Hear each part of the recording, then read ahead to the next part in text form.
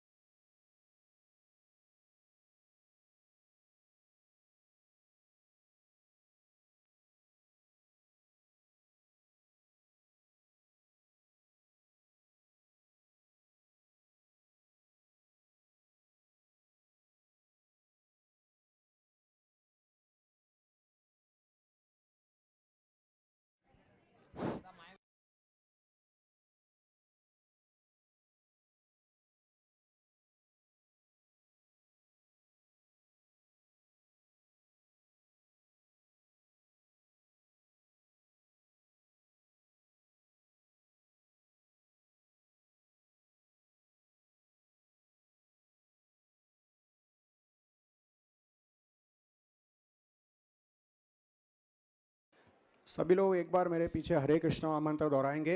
हरे कृष्णा, हरे कृष्णा, कृष्णा कृष्णा, हरे हरे, हरे राम, हरे राम, राम राम, हरे हरे।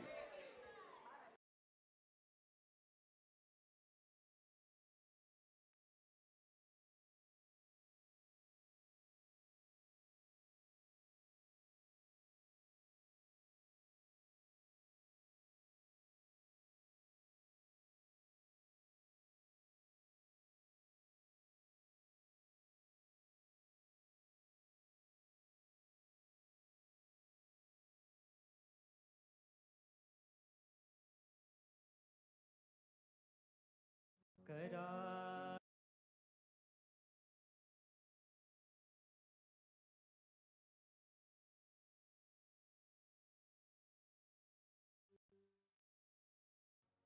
करारविन्देन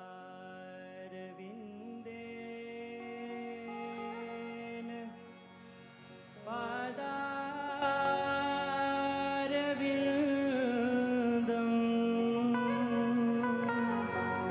मुखारविन्दे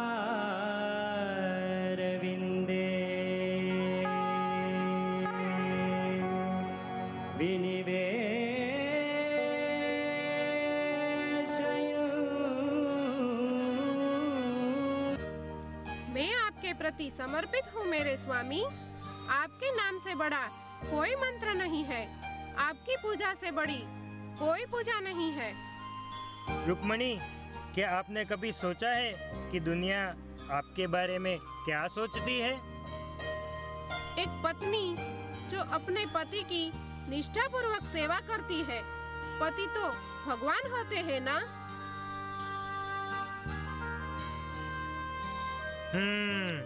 उस स्थिति में पति के लिए पत्नी क्या है?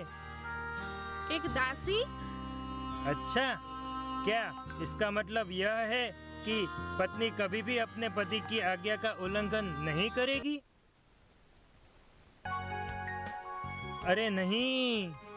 क्या हुआ स्वामी? एक अपराध हो गया है। मुझसे? नहीं, मैंने एक अपराध किया है। मैंने इस पानी के प्याले में चंद्रमा को देखा है। सबसे खूबसूरत तारे को देखने में क्या अपराध है स्वामी? तुम्हें नहीं पता? विनायक चतुर्थी के दिन भगवान श्री गणेश का श्राप है कि जो भी आज चंद्रमा को देखेगा उस पर झूठा आरोप लगेगा। मुझे नहीं पता कि अब मुझ पर कौन सा आरोप लगने वाला है। मुझे नहीं लगता कि विनायक के इस श्राप के लिए चिंता का कोई कारण है। यह सर्वोच्च भगवान को छू नहीं सकता। रुक्मणी, बचपन में मैंने इसी दिन चंद्रमा को देखा था और मुझे कई आरोपों का सामना करना पड़ा था। लोग आज भी मुझे माखन चोर कहते हैं, माखन चोर। आपने धार्मिक सिद्धांतों को स्थापित करने के लिए इस पृथ्वी पर जन्म लिया है। आप पर झूठा आरोप लगाने का साहस कौन कर सकता है? आप तो सभी देवताओं के स्वामी हैं। विनायक का श्राप आपको कैसे चूक सकता है स्वामी? इस श्राप को हल्के में ना ले, मुझे अब उसका परिणाम भुगतना होगा। आज चंद्रमा देखने से मैं भी बहुत डर रहा था, इसलिए मैंने खुद को शॉल से ढक लिया। अगर कोई बड़ा देवता भी आज विनायक को प्रणाम किए बिना चंद्रमा देख ले तो उसे झूठे आरोपों का सामना करना पड़ेगा। और कान्हा, लगता है तुमने भी आज चंद्रमा देख लिया है। लेकिन मेरे स्वामी ने तो सिर्फ चंद्रमा का प्रतिबिंब ही देखा है। तो यह इतना गंभीर नहीं होगा। यह एक बड़ा श्राप जरूर लगेगा, लेकिन यह बहुत आसानी से मिट जाएगा।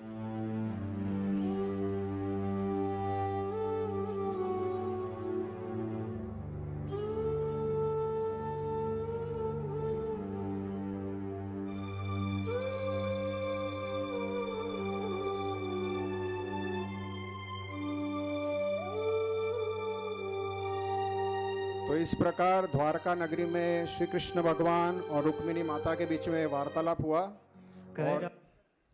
और बलराम जी आके उन्हें सच्चाई बताया कि ये चंद्रमा को देखने पर यह आरोप सही में लगेगा।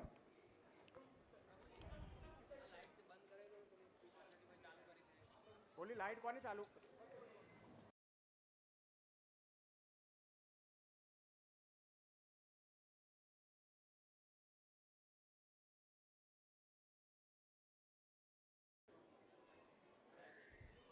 तो अब हम देखेंगे कि सत्रजित नाम का एक यदु राजा द्वारका में ही रहता था, है ना। द्वारका नगरी में द्वारकाधीश तो भगवान थे ही, बहुत छोटे मोटे और भी राजा थे। तो सत्रजित और उसकी सभा, और सत्रजित के भाई का नाम था प्रसेना। उनके बीच का वार्तालाप हम देखेंगे। जपा कुसुम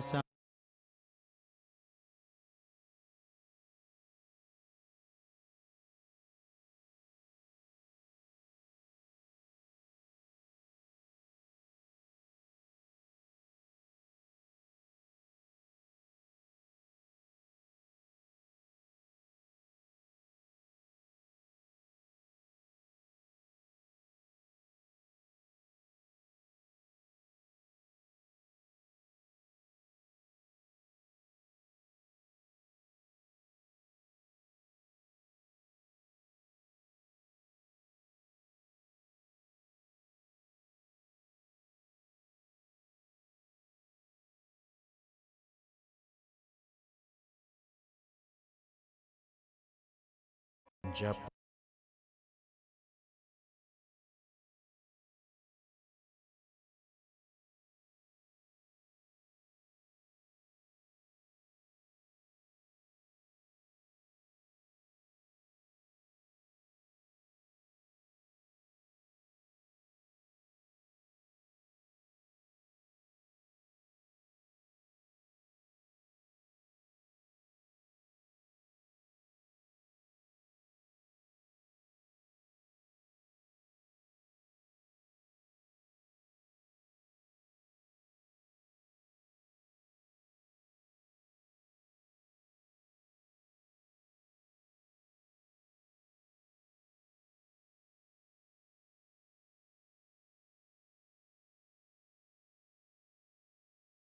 जपा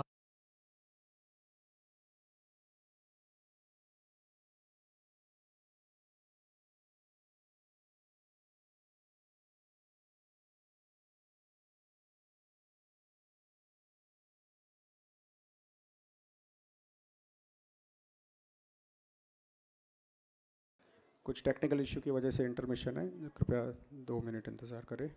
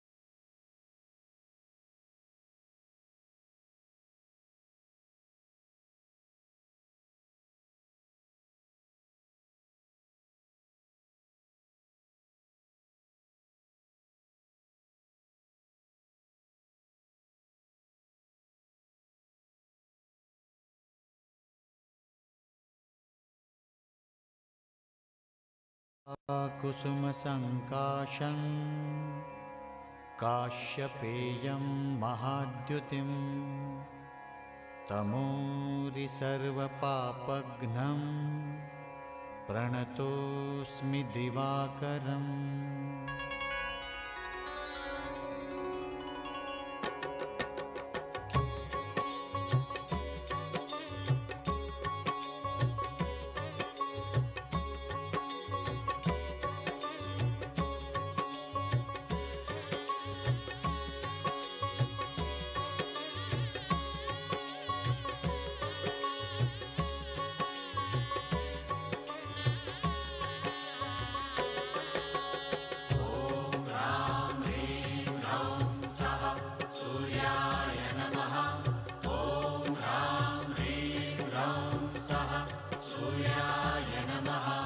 जपाकुसुमसङ्काशं काश्यपेयं महाद्युतिं तमोरि सर्वपापघ्नं प्रणतोऽस्मि दिवाकरम्।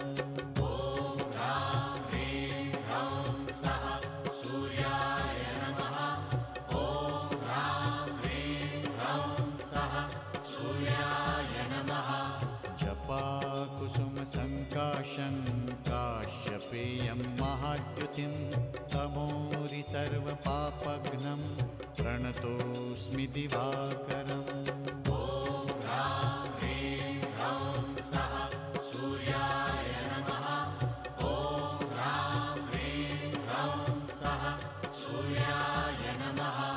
जपाकुसुमसङ्काशं काश्यपेयं महाद्युतिं तमोरि सर्वपापघ्नं।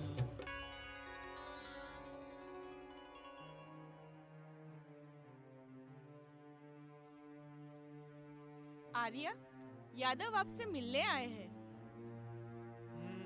ठीक है। महाराज हमारा प्रणाम स्वीकार करें। प्रणाम। चाहे कितना भी समय क्यों न लगा, आपने वो हासिल कर ही लिया जो कोई इंसान नहीं कर सकता, श्यामंतक मणि। ये सब सूर्यदेव की कृपा है। जब तुम रत्न को लेकर सवार थे तो लोगों ने सोचा कि कोई देवता भगवान श्री कृष्ण के दर्शन करने आया है। लगता है कृष्ण के सेवक की शांति भंग हो गई है। ऐसा लगता है कि आपका भाई अभी तक उस पुराने प्रतिद्वंद्विता को नहीं भूला है महाराज। घावों के निशानों का मिटाना आसान नहीं है। खैर, हम यहाँ क्रू जी के ओर से आपको कल की बैठक के लिए आमंत्रित करने आए हैं महाराज। बैठक? हाँ, दोपहर को सुधर्म सभा में एक बैठक रखी है महाराज। ठीक है, हम आएंगे। बैठक का उद्देश्य क्या हो सकता है? कल दोपहर तक इंतजार करें।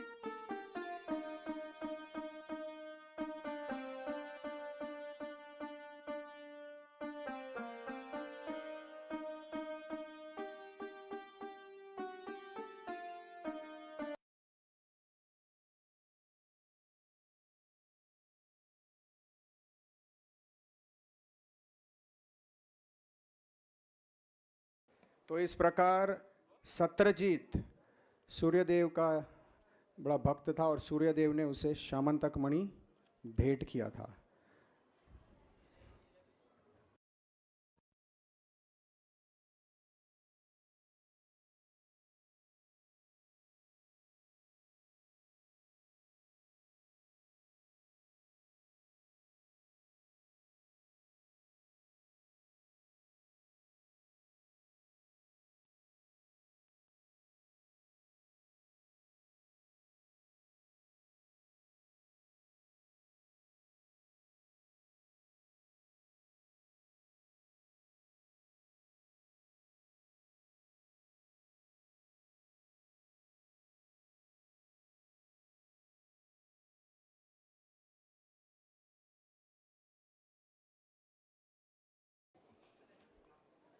सत्रजीत ने जब से ये श्यामंतक मणि प्राप्त किया है, द्वारका नगरी में कुछ तो हलचल मची है।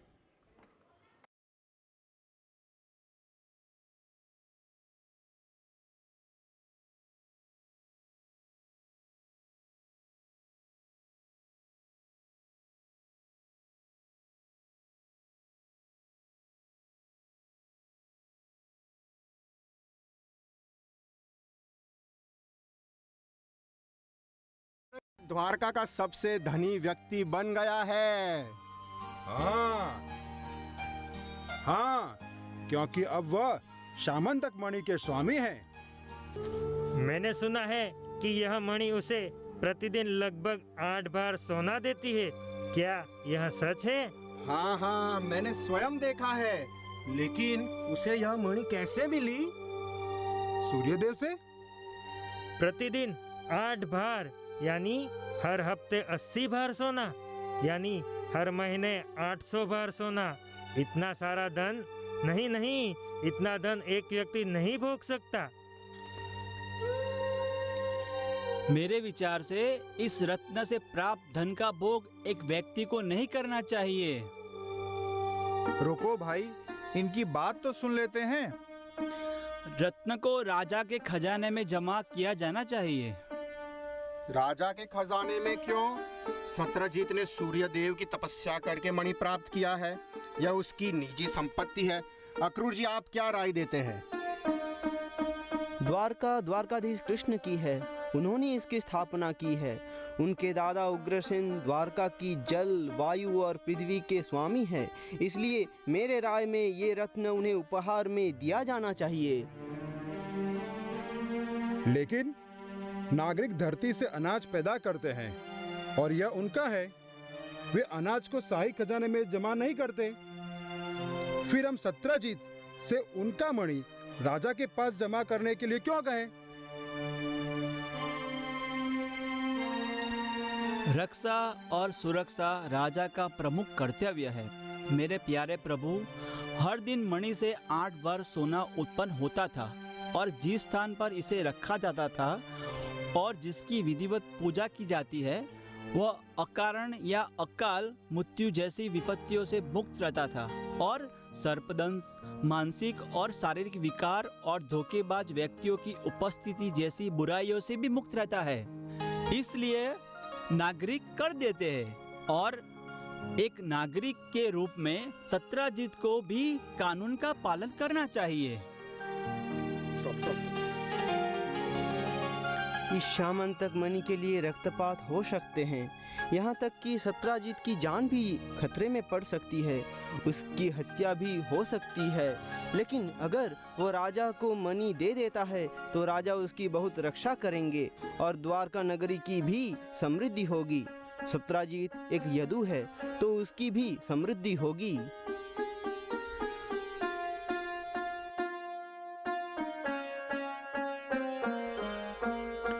परंतु ये बात सत्रजीत को समझाएगा कौन? मुझे खुद समझने की कोई जरूरत नहीं है। मैं सब कुछ जानता हूँ। सामंतक मणि मेरी संपत्ति है। सत्रजीत और प्रसेन डरपोक नहीं है कि वे अपनी संपत्ति की रक्षा ना कर सकें। और आखिरकार मेरे भाई को सूर्यदेव का आशीर्वाद प्राप्त है और उन्होंने स्वयं यह मणि दिया है। तो हम इसे राजा को क्यों दें? तुम्हारी सुरक्षा के लिए प्रसेना, तुम्हारी सुरक्षा के लिए। हमने सुना है कि जहाँ इस रत्न की पूजा होती है वहाँ अकाल नहीं पड़ता। इसलिए इसे राजा उग्रसेन को दान कर देना चाहिए। अक्रूर जी, आप कुछ भी कहें, मुझे पता है कि आप खेल खेल रहे हैं। यह आपके विचार नहीं बल्कि उस कृष्ण के विचार हैं। वह छल कर रहा है। वह किसी तरह मेरे भाई को धोखा देकर मणि चाहता है। लेकिन याद रखना, प्रसेन अभी जीवित है और वह इस सामंतिक मणि को किसी को भी नहीं देने देगा। चलो भाई। सत्रजीत, सत्रजीत।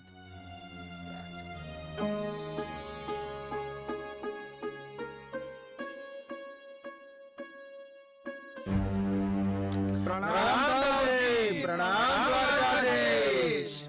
बलराम जी, सत्रजीत आरोप लगा रहे हैं कि कृष्ण ने हमें उनसे सामंतक मणि छीनने के लिए दूत बनाकर भेजा है।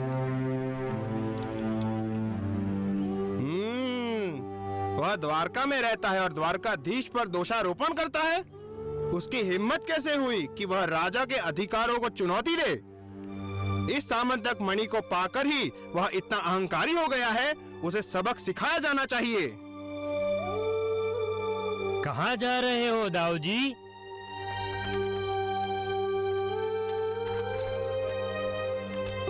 सत्यजीत बहुत अहंकारी हो गया है और मैं बस उसे तुम्हारी सर्वोच्चता दिखाने जा रहा हूँ। लेकिन क्यों? क्या केवल एक सामंतक मणि रखने से वह खुद को द्वारका के राजा से भी श्रेष्ठ समझता है? वासुदेव, हमने सत्यजीत को भी समझाया था कि वो सामंतक मणि राजा को भेंट करे, लेकिन उसने मना कर दिया। और इसलिए मैं उससे वह मणि लेने जा रहा हूँ। जबरदस्ती दाऊ जी? हाँ कन्हैया।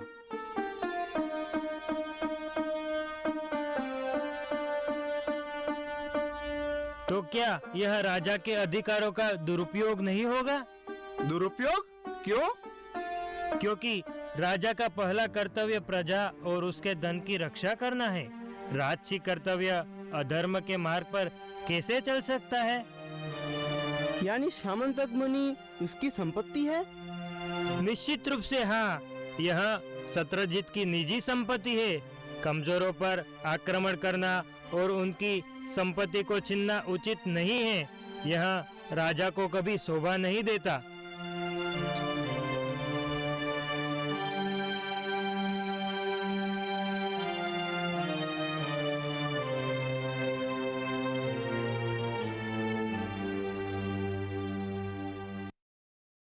सत्यजीत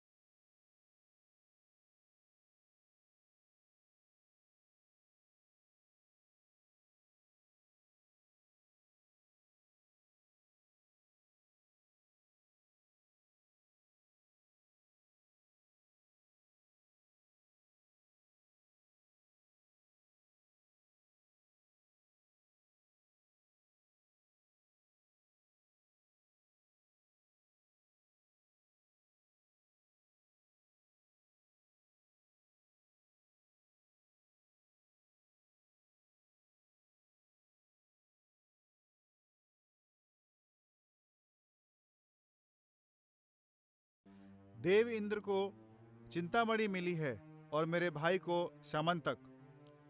वे कितने घमंडी हो सकते हैं सिर्फ इसलिए कि उनके पास अपार शक्ति है। उन्होंने एक बड़ी साजिश रची है। मैं साजिश समझ गया। वे मुझे पूरा सम्मान देना चाहते हैं ताकि मैं राजा को रत्न दान कर सकूं। असंभव। जब तक मैं जिंदा हूं कोई भी मुझसे रत्न नहीं छीन सकता। कृष्ण चोर हैं और मणि छीनने के लिए कुछ भी कर सकते हैं। जितना ज्यादा मैं उनके बारे में सोचता हूँ मेरा शक सच होता जा रहा है। जब तक उन्हें वो नहीं मिल जाता जो वे चाहते हैं उन्हें चैन नहीं मिलेगा। मैं अपनी भूख प्यास की परवाह किए बिना इस मणि की रक्षा करूंगा। मेरे पास एक तरकीब है। क्या तरकीब है प्रसन्ना? मेरे कौशल पर संदेह मत करो। मैंने तुमसे कहा था कि मैं उस रत्न की रक्षा करूंगा। कोई भी मनुष्य उस रत्न तक नहीं पहुंच सकता। मैं उस रत्न को अपने गले में पहनूंगा और सुबह की पूजा के दौरान ही मैं उसे तुम्हें सौंपूंगा मेरे भाई। योजना बहुत अच्छी लग रही है, पर मुझे एक ही डर है कि वो वासुदेव कोई चाल ना चले। जब तक मैं जीवित हूं इस मणि को कुछ नहीं होने दूंगा।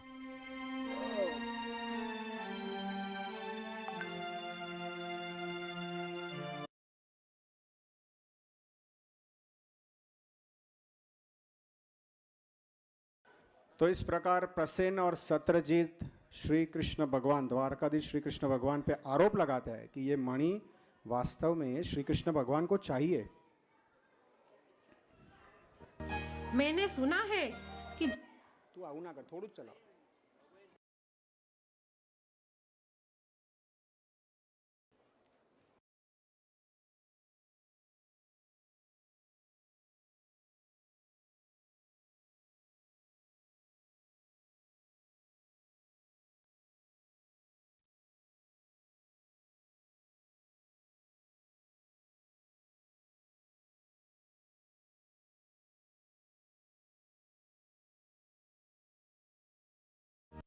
मैंने सुना है कि जब से सत्रजित ने यह श्यामंतक मणि प्राप्त की है, वह बहुत अभिमानी और अहंकारी हो गया है।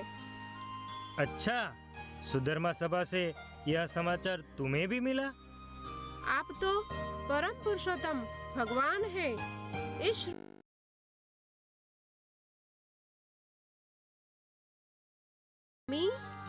मुझे इस रत्न से विशेष लगाव है। क्यों स्वामी? क्योंकि वहाँ वृंदावन में मेरी लीलाओं से जुड़ा है, वृंदावन की गोपियों से। वृंदावन की गोपियाँ? कृपया मुझे बताएं कि क्या हुआ था। एक बार वृंदावन के वन में मैं और बलराम जी विचरण कर रहे थे। अचानक उस स्थान पर शंखचूड़ नाम का एक राक्षस प्रकट हुआ। उसके माथे पर शंख के समान एक मूल्यवान मणि था। वहाँ कुबेर का एक सहयोगी राक्षस था। जिस प्रकार कुबेर के 2 पुत्र अपने धन के मद में चूर थे और उन्होंने महापुरुष नारद के प्रवेश करने पर ध्यान नहीं दिया और वे नग्न थे, उसी प्रकार शंखचूड़ भी अपने मणि से मदमस्त था और सोच रहा था कि यह दोनों ग्वाल बाल गोपियों के संगति का आनंद कैसे ले सकते हैं। इसलिए उसने सभी गोपियों का अपहरण कर लिया और उन्हें ले गया। उसे युद्ध करके सबक सिखाया। फिर मैंने उसके सर पर प्रहार करके उसका मणि छीन लिया। तब बलराम ने यह मणि गोपियों में प्रमुख को भेंट किया। राधा।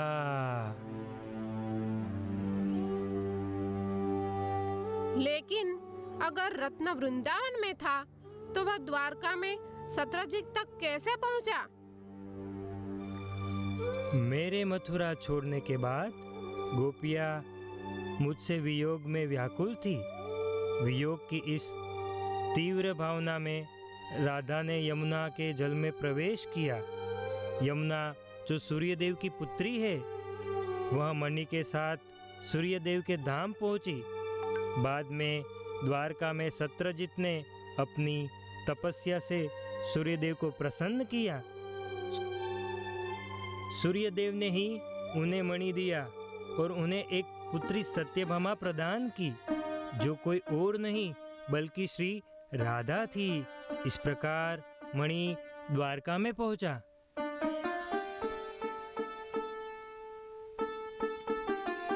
इसका मतलब मेरा प्रेम पूरी तरह से मेरा नहीं है?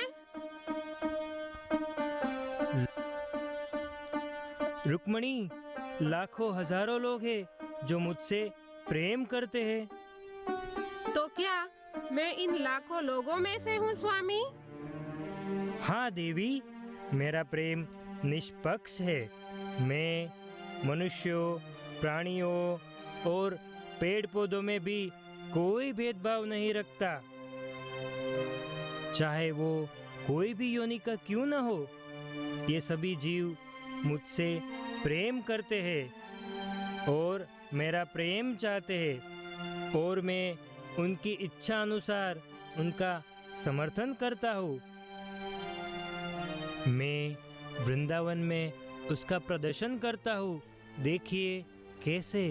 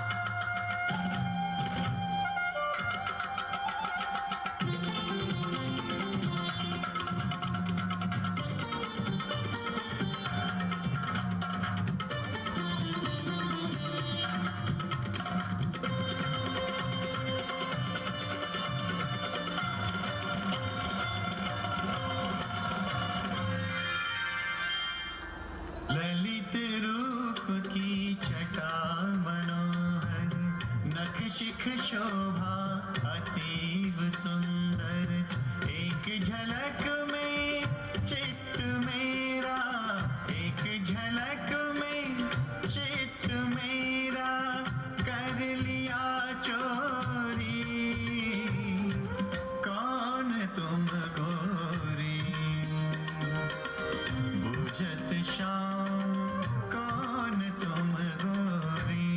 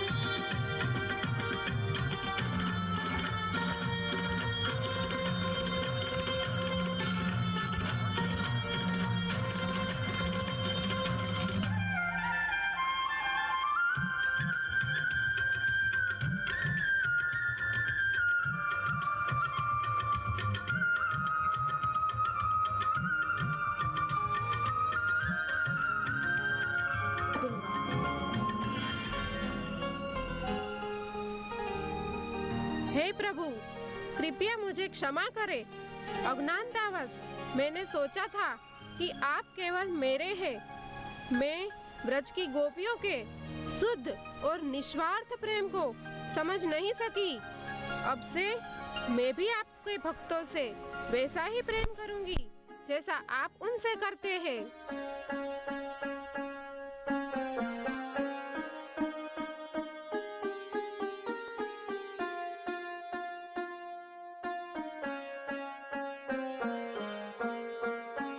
जोरदार तालियों से इनका प्रोत्साहन वर्धन कीजिए। हरे कृष्णा। तो इस प्रकार द्वारकाधीश श्री कृष्ण भगवान ने श्यामंतक मणि का पूरा स्टोरी बताया है ना, कि इस प्रकार श्यामंतक मणि कुबेर के खजाने में था। फिर शंखचूड़ नाम का एक राक्षस उसे चुरा ले गया। फिर बलराम जी ने उसे परास्त करके प्राप्त किया।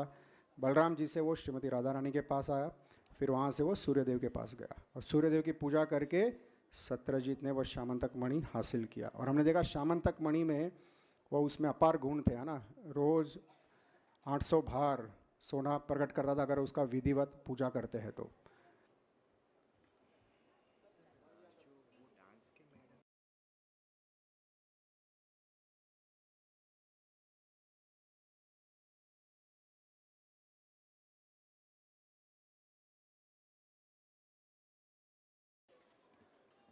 तब हम देखेंगे सत्यजीत के जो धर्मपत्नी है वो उन्हें क्या सुझाव देते हैं। ये पूरा जो प्रॉब्लम क्रिएट हुआ है उसे कैसे सॉल्व किया जाए, सो सत्यजीत के वाइफ उन्हें कुछ सुझाव देंगे।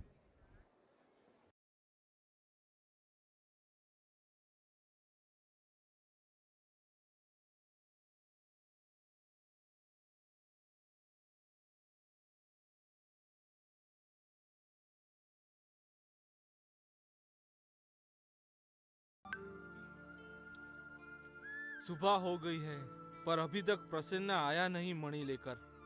वो हर सुबह मणि लेकर सूर्य पूजा की तैयारी में जुट जाता है। पूजा का समय बीता जा रहा है पर उसका अभी तक कोई पता नहीं है। कहीं उसे कुछ हो तो नहीं गया? कहीं वो मुसीबत में तो नहीं है? नहीं नहीं, मैं कुछ अभी अशुभ नहीं सोचना चाहता। आर्य, क्या आप चिंतित हैं? मेरी पूजा का समय हो गया है। मैं प्रसन्ना की प्रतीक्षा कर रहा हूँ। वह अभी तक सामंतक मणि लेकर नहीं आया है। क्या तुमने प्रसन्ना को देखा है? वह कल शिकार पर गए थे। वह रास्ते में ही होंगे।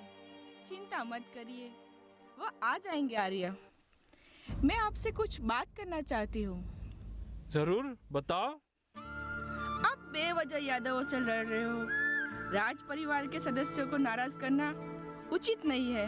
क्यों नहीं? सामंतक मेरी संपत्ति है। हाँ, मुझे पता है कि ये आपकी ही संपत्ति है। तो तुम चाहती हो कि मैं दूसरों के दबाव में आकर अपनी संपत्ति दान कर दूं? दूसरों के लिए नहीं, लेकिन अपनी पुत्री सत्यभामा के लिए तो दान कर ही सकते हो। मेरी पुत्री के लिए? हाँ, अपनी बेटी के लिए एक उपयुक्त वर तो ढूंढना ही होगा। जरूर। तो 14 ब्रह्मांडों में श्री द्वारकाधीश से बेहतर दामाद और कौन हो सकता है? बहुत बढ़िया विचार। तुम बहुत प्रतिभाशाली हो। मुझे सपने में भी ऐसा कोई विचार नहीं आया होता जो सभी समस्याओं का समाधान कर दे। सत्यभामा के लिए द्वारकाधीश को पाने का इससे बड़ा सौभाग्य और क्या हो सकता है। प्रसन्ना को आने दो, मैं उसे इस प्रस्ताव के लिए भी मना लूंगा।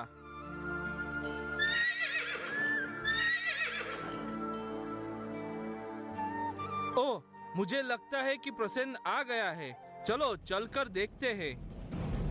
अरे अरे, ये केवल घोड़ा है। प्रसन्न कहाँ है? प्रसन्ना, प्रसन्ना, तुम कहाँ हो प्रसन्ना? और मेरा सामंतक मणि कहाँ है? क्या हुआ? प्रसन्ना शिकार के लिए गया था और केवल घोड़ा ही वापस आया है। मैं भयभीत और चिंतित हूँ। मुझे उम्मीद है कि कोई दुर्घटना ना हुई हो। वह अपने साथ मेरा सामंतक मणि भी लेके गया था। चिंता मत करो, हम उसे ढूंढ लेंगे। चलो चलते हैं और उसे ढूंढते हैं।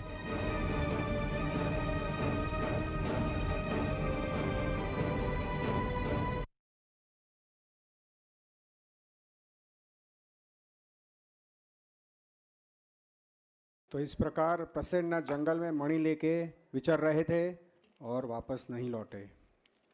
अब देखते हैं आगे। द्वारका में वापस से हलचल है क्योंकि प्रसन्न मणि लेकर जंगल में गए थे और वो वापस नहीं लौटे।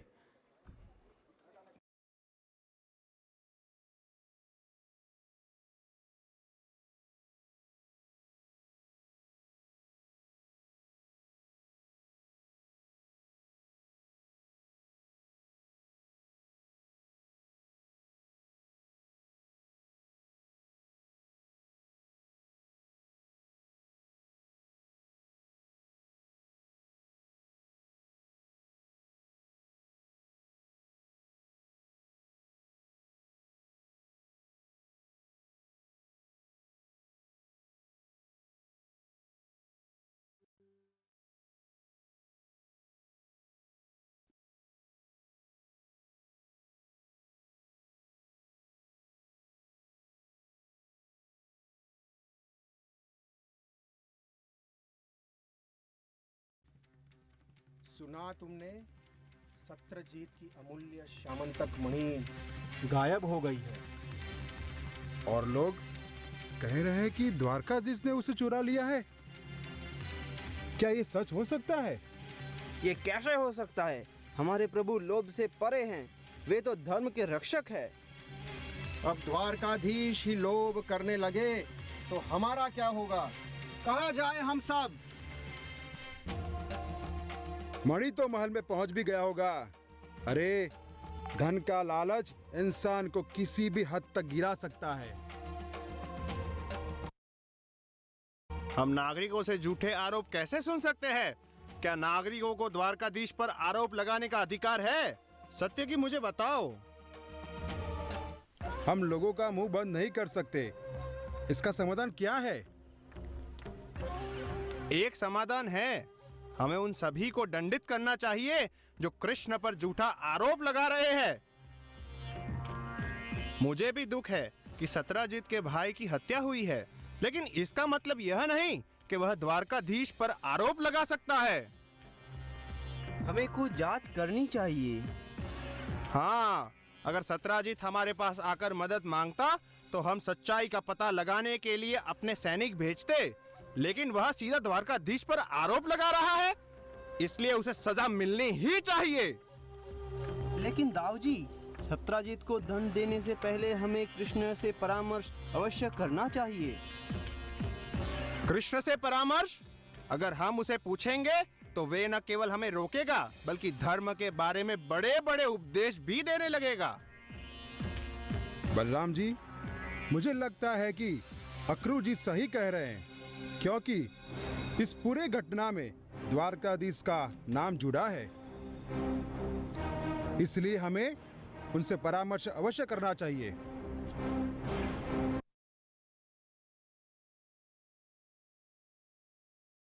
ये देखो, ये यहाँ ध्यान कर रहे हैं। कृष्ण, तुम ध्यान कर रहे हो और सारे नागरिक तुम्हारे बारे में अफवाहें फैला रहे हैं। अफवाहें? वे क्या कह रहे हैं? कि तुमने प्रसेना को मरवाया है और सामंतक मणि चुराया है और सत्यजीत इस सब के लिए जिम्मेदार है। इसलिए सत्यकी और हमने सत्यजीत को दंडित करने का निर्णय लिया है। उसे द्वारका में रहने का कोई अधिकार नहीं है। सत्यकी, क्या सत्यजीत को दंडित करना चाहिए?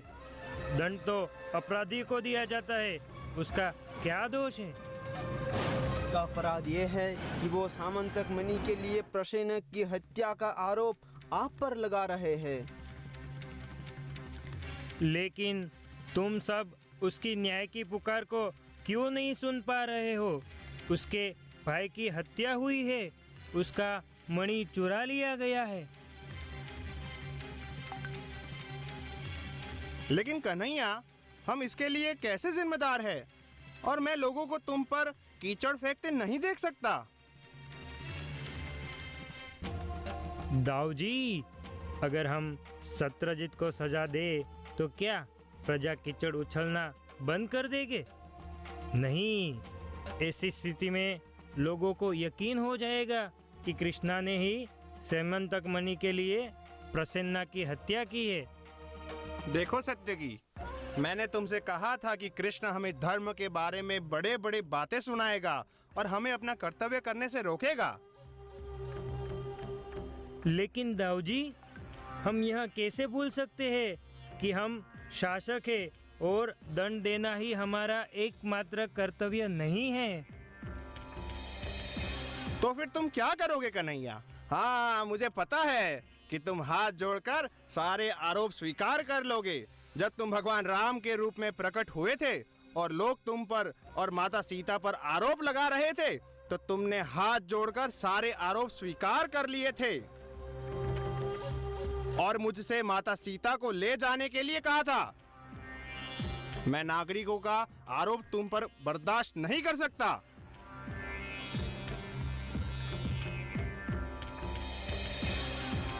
नहीं दाऊजी, मैं सत्य की खोज करूंगा, सामंतक रत्न की खोज करूंगा। यह कहीं ना कहीं तो अवश्य होगा। हाँ द्वारकाधीश, केवल आप ही मणि की खोज कर सकते हैं और आरोपों से मुक्ति पा सकते हैं। ध्यान दो सब लोग, मेरा सामंतक मणि लापता है और मैं श्री द्वारकाधीश पर आरोप लगाता हूँ। वही इसे पाना चाहते थे। सत्यजीत, तुम्हारा क्रोध तुम्हारी बुद्धि को ढक रहा है। मेरे लिए मणि का कोई मूल्य नहीं है। मेरा हृदय केवल सत्य चाहता है। मैं स्वयं ही इस मणि की खोज में जाऊंगा और सच्चाई सबके सामने लाऊंगा। बातों से काम नहीं चलेगा द्वारकाधीश। मणि अब भी गायब है। देखेंगे तुम क्या लेकर लौटते हो। श्री कृष्ण को जाने दो।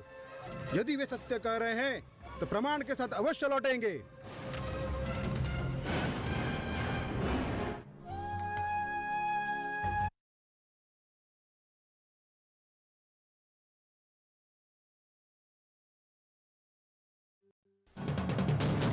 यहाँ पर उन्हें प्रश्न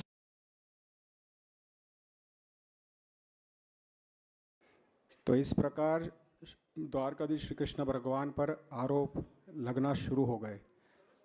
बलराम जी क्रोधित है और स्वयं श्री कृष्ण भगवान अभी इस मामले की पर्दाफाश करेंगे कि प्रसन्न की हत्या कैसे हुई और मणि कहाँ गायब हो गई।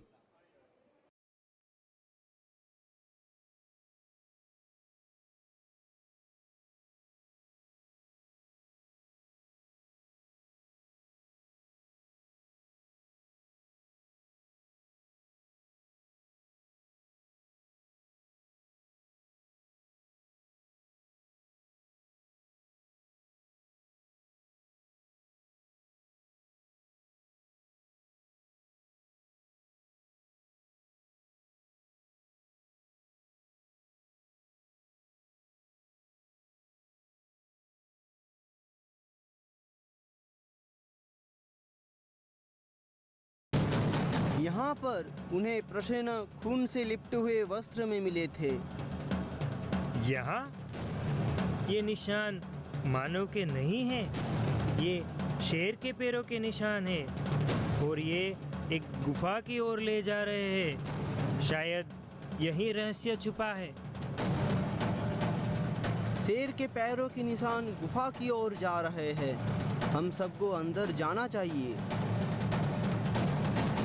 नहीं, मैं अकेला जाऊंगा।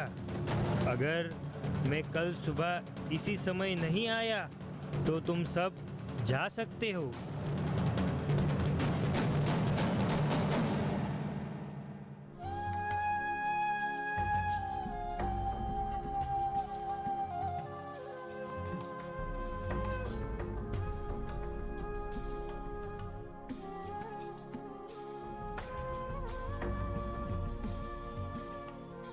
कृपया मुझे ये मनी दे दो। नहीं, ये मेरे पिता ने मुझे दिया है। मैं तुम्हें क्यों दूं? तुम्हारे पिता कौन है? मेरे पिता भगवान राम के बहुत बड़े भक्त हैं। उनका नाम जाम्बवन है। ओ, जाम्बवन, बुलाओ उन्हें। नहीं नहीं, मैं उन्हें नहीं बुला सकता। ठीक है, फिर मैं ही उन्हें बुला लेता हूँ।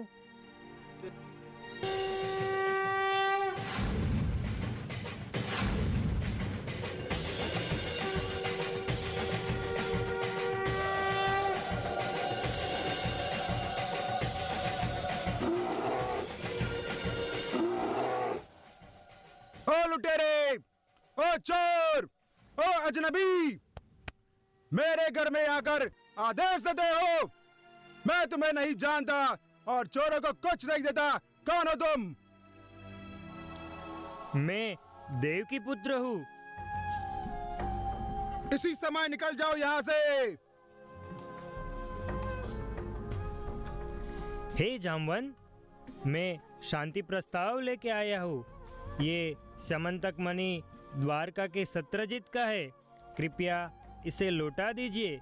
मैं यहाँ उसे अपने असली अधिकारी को देने आया हूँ। लेकिन मैंने इसे एक शेर को मार के प्राप्त किया है। अब इस पर तुम्हारा कोई अधिकार नहीं है। युद्ध मेरा उद्देश्य नहीं है, पर मैं खाली हाथ भी वापस नहीं जाऊंगा। अब जब तुमने मुझसे युद्ध करने का फैसला कर लिया है तो तुम्हारे जीवित रहने की कोई आशा नहीं है। भगवान श्री राम और लक्ष्मण के अलावा मुझे कोई परास्त नहीं कर सकता। अपने माता पिता को आखिरी बार स्मरण कर लो।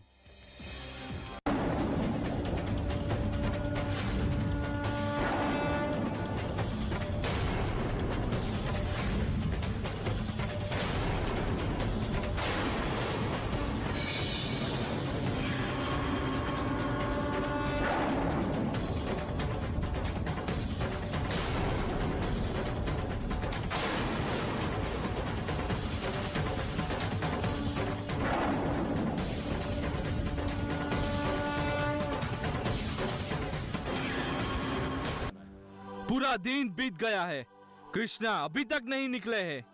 मुझे लगता है ये उनकी कोई नई चाल है। क्या वह चाहते हैं कि हम भी उनकी तरह वनवासी बन जाए? यह निश्चित है कि वह वापस नहीं आएंगे। वो अपना वादा कभी नहीं तोड़ेंगे। हाँ, वह जरूर वापस आएंगे। उन्हें बहुत पहले ही बाहर आ जाना चाहिए था। वे छलिया है। वे जरूर गुफा की दूसरी ओर से निकल गए होंगे। मैं अब और इंतजार नहीं करूंगा। मैं जा रहा हूँ।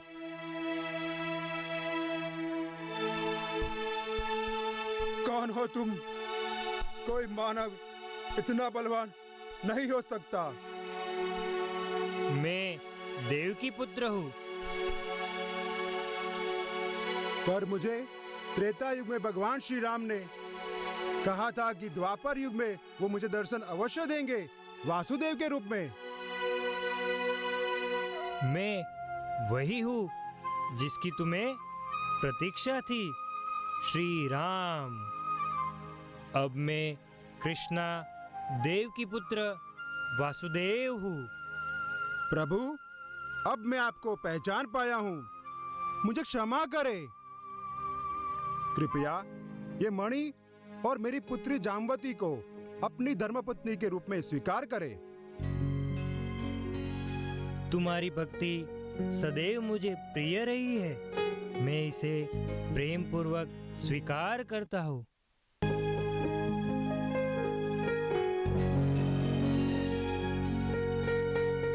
A big round of applause.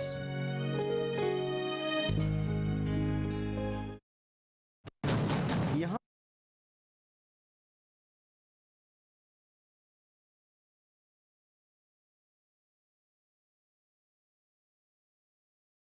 तो इस प्रकार द्वारकाधीश श्री कृष्ण भगवान ने मणि के बारे में पता कर ही लिया। वे मणि जाम्बवन के पास थी और उनके पुत्र उसे खेल रहे थे उससे। और युद्ध पश्चात जाम्बवन जी को पता चला कि ये श्री राम, वही श्री कृष्ण है। और जाम्बवन ने अपनी पुत्री जाम्बवती भी द्वारकाधीश से भेंट की।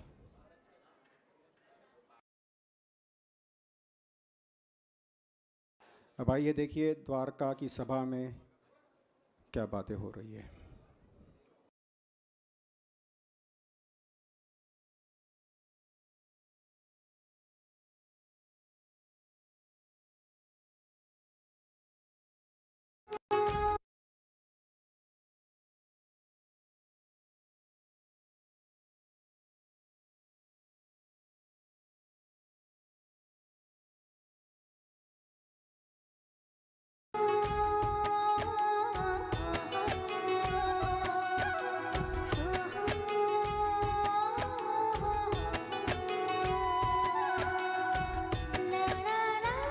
देखो, प्रभु लौट आए हैं और मणि भी उनके पास है।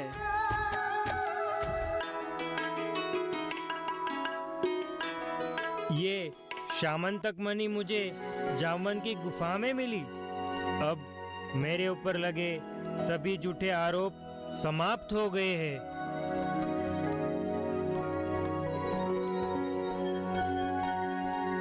प्रभु, ओ कृष्णा, ओ द्वारकाधीश, मैंने भूल की। अहंकार ने मेरी दृष्टि को धुंधला कर दिया। कृपा करके मुझे क्षमा करे। मैं आपको ये मणि समर्पित करता हूँ।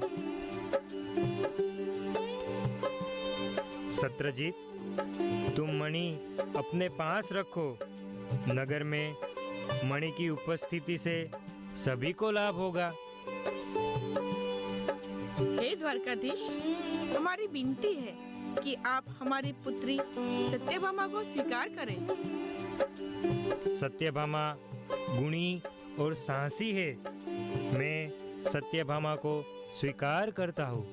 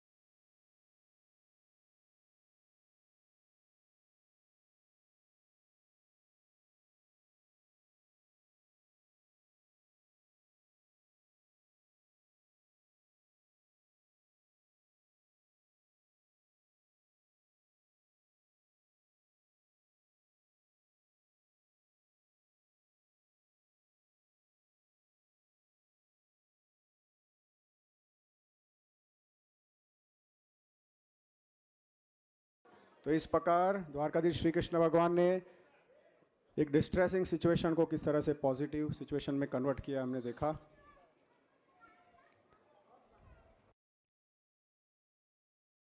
और इस प्रकार द्वारकावासी खुशी मना रहे हैं।